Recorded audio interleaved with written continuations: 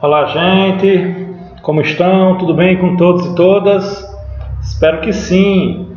Hoje vamos dar início ao estudo do título 9 do Código Penal.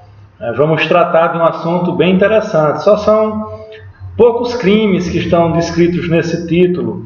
Tem novácios legis aí recente, e ele é um tipo muito interessante. Apesar de ser um título pequeno, ele trata de um assunto bastante interessante, que são os crimes contra a paz pública. E isso enseja uma série de outros debates que nós temos a fazer dentro da teoria geral do direito penal.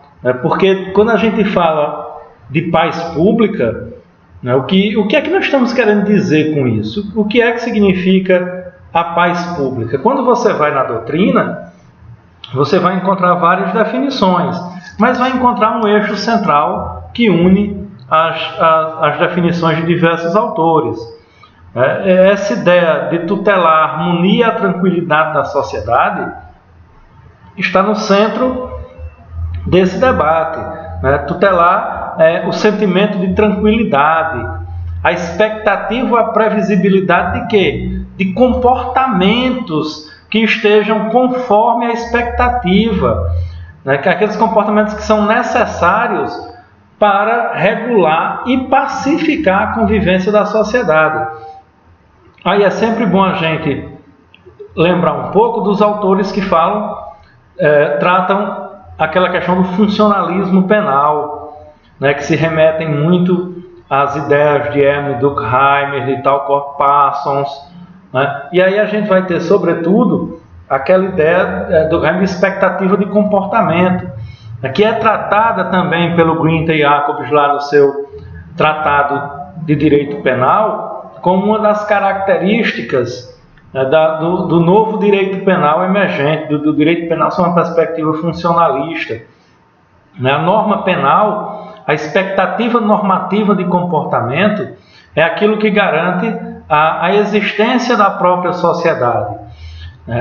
A possibilidade de prever normativamente como as pessoas irão se comportar nesta circunstância ou naquela outra circunstância é o que garante que a sociedade seja possível. Imagine se não fosse possível prever o comportamento de uma pessoa no trânsito, quando o sinal fica vermelho ou quando o sinal fica verde. Se não fosse possível prever a expectativa de comportamento de uma pessoa em um balneário, numa praia, onde as pessoas estão com roupa de banho, com o corpo mais à mostra. Existe ali uma expectativa de comportamento normativo. Por quê? Porque a norma trata dessa questão. E é essa expectativa normativa de comportamento que faz com que essa convivência seja possível e, mais ainda, que essa convivência seja pacífica. Para que haja uma convivência pacífica, é preciso que as pessoas ajam de acordo com a expectativa de comportamento. Tem que haver uma previsibilidade no comportamento das pessoas. E aí, dentro desse bojo, dentro desse contexto, a doutrina tem também nominado alternativamente isso que nós chamamos de crimes de perigo abstrato, como crimes de impaciência do legislador. Por que esses crimes são também tratados sob essa denominação? Crimes de impaciência do legislador. Porque, na verdade, o que o legislador tutela aí, o que ele descreve, são atos que antecedem a prática do crime propriamente dito, da conduta que provoque um resultado material. Um resultado que lá na doutrina penal clássica nós chamamos de resultado naturalístico. Que provoque um dano efetivo, um dano material. Na verdade, nós vamos ver aí que todos esses crimes que nós vamos tratar, que nós vamos estudar, eles não atingem um dano material, um resultado naturalístico que possa ser mensurado, que possa ser demonstrado. E por isso, o que o legislador proíbe, o que o legislador prescreve, são atos meramente preparatórios, né? Que não tem um resultado propriamente dito. Por isso que a doutrina diz, o legislador se antecipou, ele foi impaciente. E antes do indivíduo praticar o fato, nos atos meramente preparatórios, o legislador já foi lá e já tipificou a conduta. A conduta foi tipificada independentemente do resultado. É um crime de mero perigo. Ou mais adiante, ou mais especificamente, é aquilo que nós chamamos de crime de perigo abstrato, ou seja, que o perigo não precisa nem sequer ser real. Por quê? Porque o crime de perigo abstrato é aquele crime cujo perigo está presumido na norma. A norma presume que aquela conduta é potencialmente danosa, que aquela conduta é perigosa. Então, eu não preciso demonstrar no mundo dos fatos, eu não preciso demonstrar no caso concreto que aquela conduta causou uma situação de perigo real. Não se exige, assim como foi visto lá nos crimes de perigo comum, por exemplo, incêndio, explosão, inundação, desmoronamento e desabamento. Para que aqueles crimes sejam configurados, é preciso que se demonstre que houve um perigo real, um perigo concreto à vida, à integridade ou ao patrimônio das pessoas. No caso dos crimes de perigo abstrato, não se faz necessária a demonstração desse perigo concreto, desse perigo real. Por quê? Porque o perigo já está presumido na própria norma. O perigo vem presumido em lei. É uma presunção de periculosidade. E aí nós temos, dentro dessa perspectiva, desse bojo normativo, nós temos o primeiro tipo, que é o delito que está esculpido lá no artigo 286 do Código Penal. Incitação ao crime. Não é? Quando diz incitar publicamente, não é? Olha aqui, ó. Incitar publicamente, elemento normativo do tipo. Tem que ser publicamente. É o quê? Incitar publicamente a prática de crime, não é? A prática de crime. Pena, detenção de 3 a 6 meses ou multa. Então, o que é que nós temos aí? Nós temos claramente aí um tipo penal que vai ser de menor potencial ofensivo, né? Eu tenho um delito de menor potencial ofensivo, já que a pena não ultrapassa o limite de 2 anos. E eu tenho também aí, já de cara, analisando o preceito secundário do tipo, eu já tenho claramente aí o que? Uma pena alternativa, né? Já fica dentro da discricionariedade do juiz aí, analisando aquelas circunstâncias do artigo 59 do Código Penal, já está dentro da discricionariedade dele se ele vai determinar a pena de detenção ou a pena de multa, não é? Aqui, ó. Ou. Não é e multa, é ou multa. Então, trata-se de delito de menor potencial ofensivo com pena alternativa, ou detenção de 3 a 6 meses ou multa. O que é que nós temos aí claramente? Nós temos um tipo penal cujo núcleo é muito claro, né? É incitar. O crime é um crime de incitação, o que foge da regra, não é? Porque o que é que a gente viu lá no artigo 29 do Código Penal, lá atrás, quando a gente fala de concurso de pessoas, a gente vê que a pessoa pode, geralmente, quando a gente fala de partícipe, nós falamos de pessoas que incitaram ou instigaram o crime. A instigação e a incitação são formas de participar do crime, né? São formas de interagir na conduta típica, concorrer para para a ocorrência do resultado, para a prática do crime e a ocorrência do resultado. E aí, em regra, as pessoas que instigam ou incitam, elas estão lá dentro daquela expectativa do artigo 29 do Código Penal, de coautoria ou participação. Contudo, aqui nós temos um tipo específico, né? O legislador entendeu por bem que incitar o crime propriamente dito era uma conduta que deveria ser capitulada autonomamente, né? Que o agente deveria responder, mas desde que ele tenha incitado o crime o quê? Publicamente. Se ele não incitou o crime publicamente, não há de se falar na ocorrência do tipo. Então, publicamente é o quê? É elemento normativo do tipo. Perceberam? Atenção a isso, né? Incitar significa o quê? Impelir, estimular ou instigar. Então, isso tem que ficar claro já de início. Por quê? Qual é a objetividade jurídica do tipo penal em comento? Qual é o interesse jurídico tutelado? Vamos lá em uma colocação do José Paulo da Costa Júnior. É a ameaça à paz pública, que é o sentimento de tranquilidade e segurança pessoal, um estado psicológico da humanidade.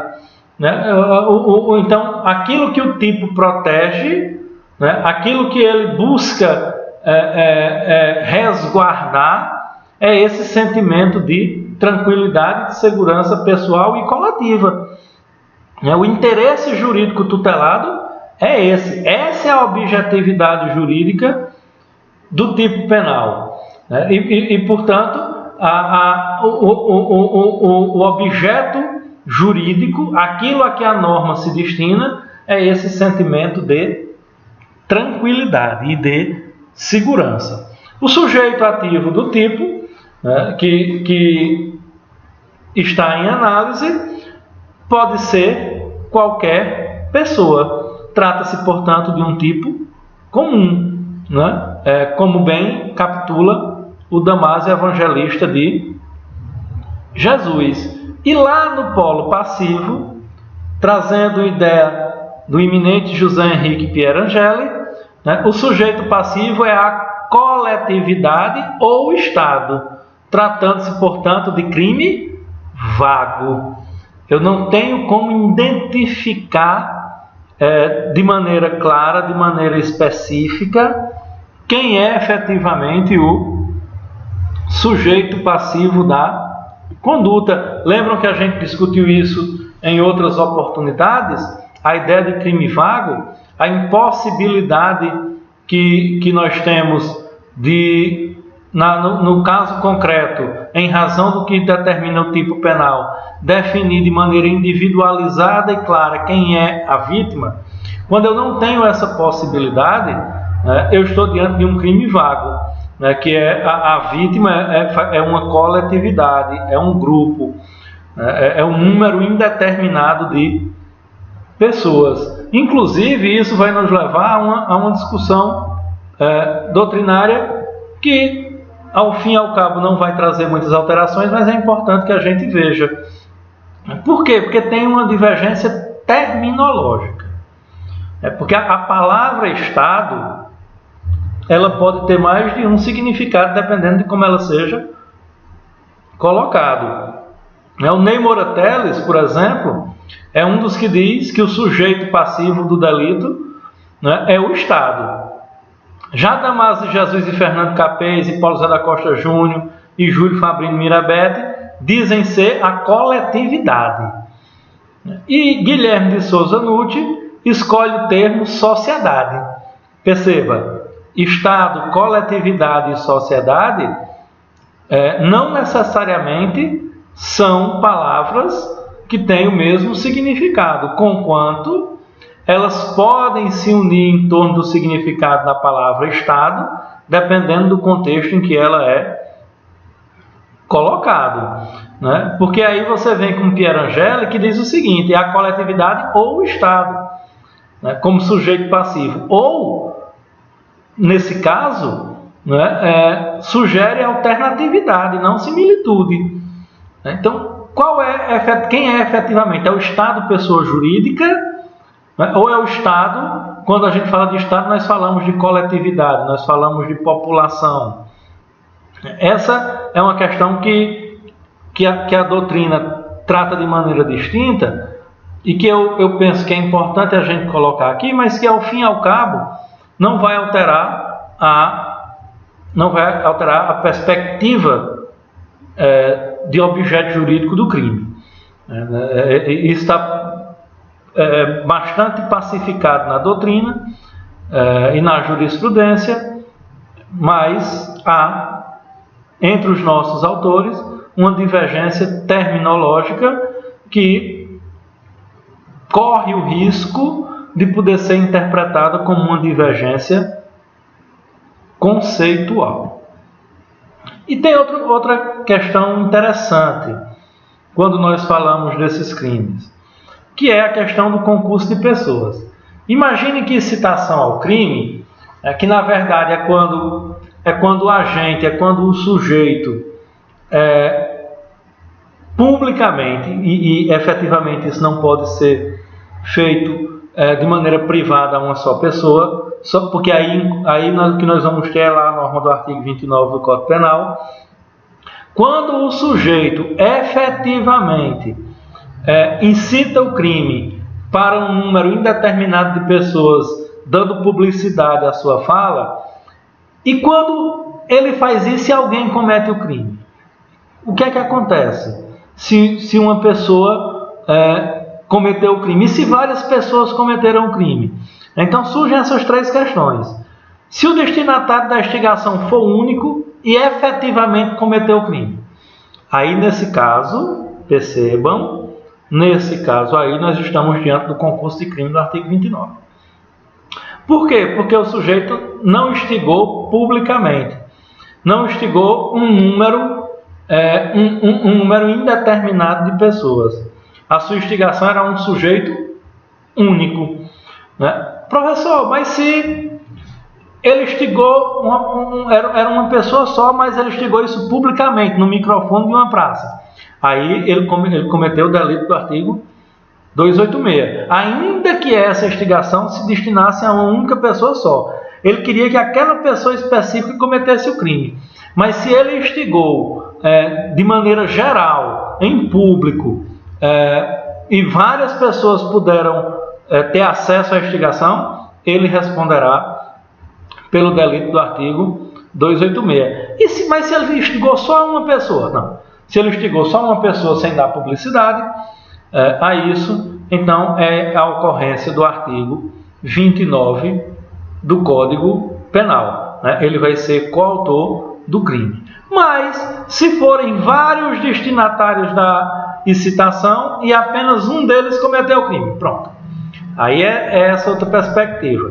Ainda que ele esteja se dirigindo a apenas um, mas vários escutaram, foi em lugar público, foi, por exemplo, nas redes sociais, no WhatsApp, num grupo de WhatsApp que várias pessoas viram a instigação, ou na página do Facebook, né, ou na página do Instagram, o sujeito lá fica incitando as pessoas, instigando as pessoas a cometer a prática de um delito, como por exemplo a violência contra a mulher, né? Quando o sujeito vai lá e diz que o homem traído tem direito de espancar a mulher e deve espancar a mulher para botar moral, né? O sujeito diz isso lá na sua rede social, diz isso no grupo de WhatsApp, ele está aí efetivamente incitando o crime. Ou quando ele diz que o menor em situação de rua que é pego na prática de uma conduta tipificada como crime, que para ele é um ato infracional, que aquele menor tem que apanhar mesmo, tem que dar uma pisa, né, tem para dar um corretivo. Nesse caso aí, essa pessoa está incitando, está instigando a prática de um crime. Se ele está fazendo isso na rede social dele, ele está cometendo o delito do artigo 286. Né? Por quê? Porque aí nós estamos falando de lesão corporal ou de tortura, dependendo de como a circunstância da violência ocorra. Então, quem pratica isso, né, para vários destinatários, né, e apenas um deles cometeu, o que é que vai acontecer? Aí, meu brother, acontece o seguinte: aí, nesse caso, o sujeito vai responder pelo delito do artigo 286, que já está consumado, que já está configurado, independentemente de alguém vir a praticar o crime, e se alguém vier a praticar, ele responde em concurso pelo delito do artigo 286, que já está consumado, mais o delito praticado pela pessoa que ele instigou. Por quê? Que entendam, percebam, vamos voltar lá àquela ideia dos crimes de perigo abstrato, vamos voltar à ideia de impaciência do legislador. É irrelevante que as pessoas venham a cometer o crime que está sendo citado. É irrelevante. Não precisa que ninguém cometa o crime objeto da instigação, da incitação, para que o crime esteja consumado. Basta exclusivamente que o agente tenha feito isso em domínio público, em lugar público, e que várias pessoas tenham tido acesso àquela manifestação de incitação. Portanto, se ninguém praticar o crime que ele citou, imagine que o sujeito em praça pública vá lá instigar as pessoas a agredir imigrantes que chegam no Brasil. Os venezuelanos têm que levar uma surra para ir embora do Brasil. Esses refugiados que chegaram aqui no Brasil devem ser açoitados para irem embora. Se o sujeito faz isso em praça pública, em lugar público, pelas redes sociais, independentemente de ninguém seguir o que ele mandou, não é preciso que ninguém faça nada, porque o crime já está consumado, porque o crime é de perigo abstrato. A conduta dele é considerada uma conduta inadequada, que coloca em risco o bem jurídico tutelado. E qual é o bem jurídico tutelado? O sentimento de tranquilidade, o sentimento de paz, né, na sociedade. A conduta dele por si só já configurou o tipo. Mas se alguém vier a cometer, ele responderá em concurso pelo crime, pelo delito do artigo 286, mais o delito na condição de coautor, de partícipe dos crimes que foram cometidos, que é a última hipótese, não é? Se forem vários os destinatários da incitação e mais de um deles cometeu o crime, aí o sujeito vai responder pelo delito do artigo 86 em concurso com cada um dos crimes específicos que foram praticados pelas pessoas que ele citou. Compreendeu? Ficou claro essa questão? Essa questão é uma questão importante. Essa questão do concurso de pessoas. Né? Por quê? Porque a conduta, gente, consiste exclusivamente em incitar publicamente, né, a prática de crime. Abrange tanto o induzimento como a instigação, tanto faz. Lembra que eu falei dos elementos normativos? São dois os elementos normativos, né, que são o incitar publicamente. Então, a publicidade é conditio sine qua non para a existência da conduta, para a tipificação da conduta nos termos do artigo 286, mas não só isso. Além de publicamente, é instigar crime. Ora, e o que é que isso implica? Isso implica diretamente na consequência de que instigar contravenção penal não se amolda à figura típica, porque o legislador falou de incitação de crime. Logo, contravenção penal, que é uma infração penal, mas não é o crime. Então, como o legislador falou especificamente de crime, em homenagem ao princípio da taxatividade e a impossibilidade da interpretação por analogia e incriminação em mala partem, não é possível a capitulação desse tipo penal a alguém que instigou, que incitou publicamente uma conduta que está descrita lá na LCP, na Lei das Contravenções Penais, né? Aí é uma outra questão importante que se discute. E se a incitação for em local privado? Em regra, se for em local privado, não houve publicidade, a não ser que seja um local privado, mas com audição aberta ao público, ou então foi de um local privado, mas com transmissão pelas redes sociais, porque aí você deu através das redes sociais a publicidade, né? Você deu publicidade a isso. Importante destacar, e aí o Mirabete, o Pierangeli, o Bittencourt, todos eles trazem essa questão, que a defesa de teses acadêmicas, por exemplo, a tese acadêmica pela descriminalização do uso da maconha, a tese acadêmica, a defesa da não incriminação do aborto, nada disso deve ser capitulado como incitação ao crime. Isso não pode ser colocado nessa perspectiva, né? Também há uma circunstância bastante interessante, né? Em 2011 foi julgada a ADIM 4274, né? Em novembro de 2011. E aí foi dado, naquela época, foi dada a interpretação conforme a Constituição ao artigo 33, parágrafo 2º da Lei de Drogas, né? E lá prevê a pena, salvo melhor juízo, de 1 a 3 anos de detenção e multa. E qual é a conduta descrita no parágrafo 2º? Né? É atribuir pena a quem induzir, instigar ou auxiliar alguém ao uso de substância entorpecente. Ora, então quer dizer que induzir, instigar alguém ao uso de substância entorpecente configura também o delito do artigo 286 do Código Penal?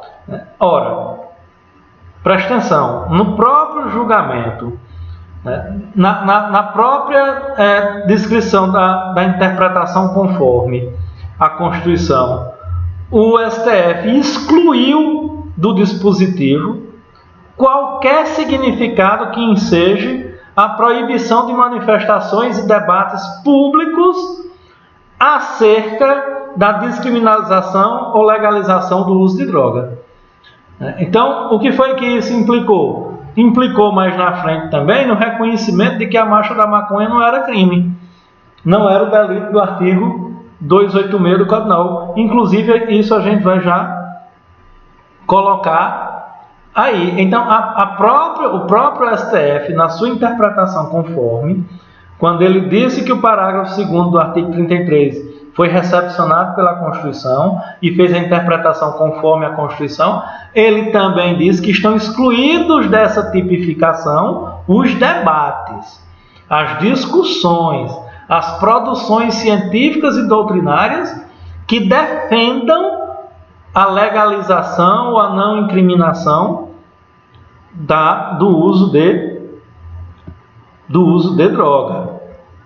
Então é importante a gente ficar atento a isso, né? E qual é, nesse tipo penal que estamos analisando neste momento, qual é o elemento subjetivo do tipo que nós chamamos? Ora, não é possível a existência desse tipo, né, na modalidade culposa, né? Ele só existe na modalidade dolosa, né, que é a vontade, a consciência de fazer a apologia incriminadora, de fazer, de incitar a prática da conduta, né? Como diz o Mirabete, é indispensável que o agente tenha ciência, né? Aqui, ó. Tenha ciência que está atingindo o quê? Um número indeterminado de pessoas, embora possa dirigi-la diretamente à pessoa determinada. Não exige a lei qualquer finalidade específica. Então, o que é que precisa estar presente no tipo? A consciência do agente, né? Consciência e ciência do agente de que a sua fala, de que a sua incitação está se dirigindo a um número indeterminado de pessoas, né? Havendo isso, está configurado o dolo. E estando configurado o dolo, nós teremos, além do elemento objetivo do tipo, teremos também aí presentes o elemento subjetivo do tipo, que é a condição para que não haja uma imputação objetiva, né, no direito penal, já que eu preciso tanto do elemento objetivo como também do elemento subjetivo do tipo. E aí, importante essa questão da consumação, porque ela vem consagrar essas questões que nós falamos agora, né? A consumação ocorre com a percepção por indeterminado número de pessoas da incitação ao crime, né? É irrelevante, está aqui, ó, é irrelevante que o crime ao qual foram as pessoas incitadas seja ou não praticado. Trata-se de crime formal. Não é preciso que haja o resultado. Não é preciso que as pessoas efetivamente pratiquem a conduta que está descrita no tipo. Basta que a pessoa incorra na conduta que está vedada na norma, que é incitar publicamente a prática de crime. Se os indivíduos irão ou não praticar essa conduta é uma questão para a nossa doutrina e jurisprudência irrelevante, né? E a tentativa nesse crime, ela é possível? Em geral, na discussão doutrinária e jurisprudencial, o tipo é visto como um tipo passivo de tentativa. Não há discussão nesse sentido, se a tentativa é possível ou se a tentativa não é. Conquanto há um debate doutrinário mais acalorado, que de um lado tem Mirabete e Capês e no outro tem Ney Moura Teles e José Henrique Pierangeli, sobre a tentativa ocorre na forma oral, né? Porque a maioria dos doutrinadores, vamos dizer, na forma escrita, por exemplo, o sujeito tem um panfleto, aí nesse panfleto ele está incitando o crime. Só que esse panfleto foi interditado antes de chegar aos destinatários. Houve uma tentativa, né, de citar o crime pela forma escrita. Eu produzi 10 mil panfletos, incitando as pessoas a matarem os negros, porque a desgraça da sociedade, o atraso da sociedade está nos negros, né? Ou instigando a violência contra a mulher, porque se a mulher soubesse seu devido lugar, soubesse ficar no seu devido lugar, que é atrás do tanque, na beira do fogão, a sociedade não estava desmantelada como está. E aí, então é preciso dar um corretivo nas mulheres, açoitando-as com violência, para que elas aceitem a sua condição de submissão. Isso está tudo no panfleto. Só que o panfleto foi interceptado pela polícia e não chegou a ser distribuído. Houve o quê? Uma tentativa de citação ao crime. Mas, meu irmão, e na forma oral, é possível isso? Mirabete e Capês vão dizer, não é possível. Não tem como você ter a incitação ao crime na modalidade oral. Ou o sujeito falou e o crime está consumado, ou ele não falou porque foi impedido, ou porque não foi, porque desistiu. É irrelevante se ele foi impedido ou não. O fato é que, se ele não falou, não houve crime. Já Ney Moura Teles e José Henrique Pierangeli confabulam uma hipótese. Eles dizem, é possível que o indivíduo esteja instigando, incitando o crime e não esteja sendo compreendido. As pessoas, o cara está lá falando no Instagram, no Facebook, convocando as pessoas para a prática de um ato delituoso, mas ele está usando uma linguagem tão rebuscada do ponto de vista da linguística que as pessoas não estão entendendo nada. Está entendendo o que é que ele está falando. Contudo, ele tem o dolo, ele quer instigar, apenas não está se fazendo entender. E, portanto, ele está cometendo o delito na modalidade tentada lá nos termos de quê? Do inciso 2º do artigo 14 do Código Penal, né? Os dois falam, por exemplo, alguém que está falando uma língua estrangeira, o sujeito sobe numa praça pública aqui no Cariri e vem falando em espanhol ou em inglês, e as pessoas não estão entendendo nada, apesar de ele estar ali citando a prática criminosa. O fato dele não estar se fazendo entender não inibe o seu dolo e não inibe o perigo de que alguém possa vir a entender. Portanto, ele está cometendo o crime na modalidade tentada. Entenderam essa divergência doutrinária? É só sob essa perspectiva da prática do crime na modalidade oral. Mas a tentativa da prática do crime na modalidade tentada na forma oral. Mas a tentativa é absolutamente possível. Não há divergência doutrinária quanto à possibilidade da tentativa. Tá? E aí, concurso de crimes, nós já passamos ali atrás uma parte disso, que caso seja cometido o crime pelas pessoas instigadas, há concurso de delito em relação ao sujeito ativo da incitação, não é aquilo que eu disse? Se ninguém praticar o crime, o sujeito responde só por delito do artigo 286. Mas se uma pessoa praticar o crime, ele responde pelo 286 em concurso com o crime que foi praticado. E se várias pessoas cometerem, ele vai responder pelo delito do artigo 286, mais as várias incitações que ocorreram, mas os vários crimes que ocorreram. E por fim, o penúltimo ponto a ser tratado, a questão da ação penal. A ação penal, claro, como o delito é um delito que protege, tutela a coletividade, a ação penal é de natureza pública incondicionada. E a competência, pelo aquilo que nós vimos lá no início, é do juizado especial criminal, tratando-se de delito de menor potencial ofensivo. O que torna possível o quê? A suspensão condicional do processo, já que essa é uma das possibilidades previstas pela Lei 9.099/95, além de quê? Além da transação penal. E aí, para a gente se encaminhar para a conclusão desse tipo penal, é sempre bom a gente chamar a atenção para as distinções, porque é possível que haja algumas confusões.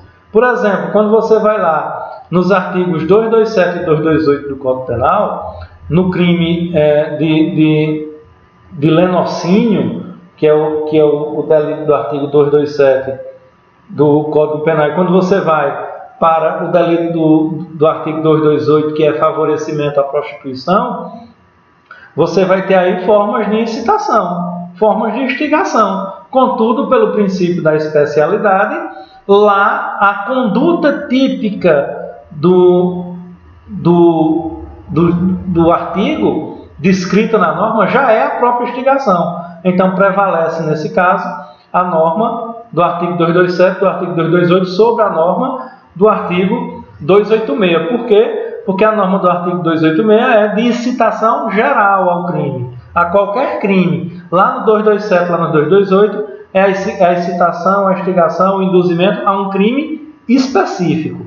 E, portanto, pelo princípio da especialidade, ela prevalece sobre as demais. Aí nós temos o artigo 3º da Lei 2.889/56, que é a Lei de Genocídio. E lá no artigo 3º vem justamente incriminando a incitação, a instigação ao crime de genocídio.